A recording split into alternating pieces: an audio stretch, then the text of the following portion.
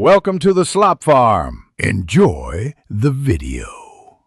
You begin by securing power and static safety because a live circuit, or ESD, will ruin components.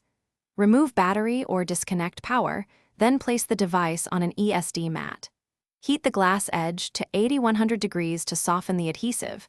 Once warm, use a suction cup and thin pick to lift a gap.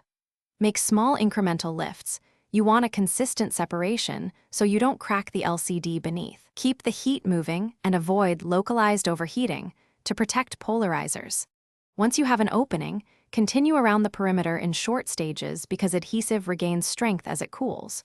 Reheat each segment briefly, then insert a pick and gently pry while a second tool supports the glass.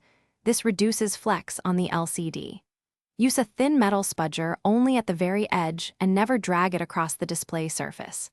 If resistance rises or you see delamination, pause, reapply heat, and proceed.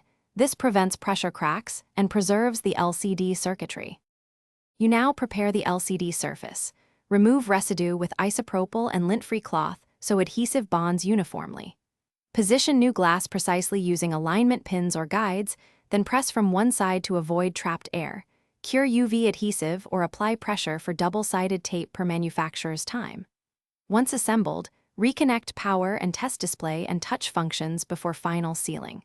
If you see ghosting, no touch response, or uneven backlight, reopen slightly and check flex cable seating. That single receipt fixes most final issues. Thanks for watching. Consider subscribing if we helped you today.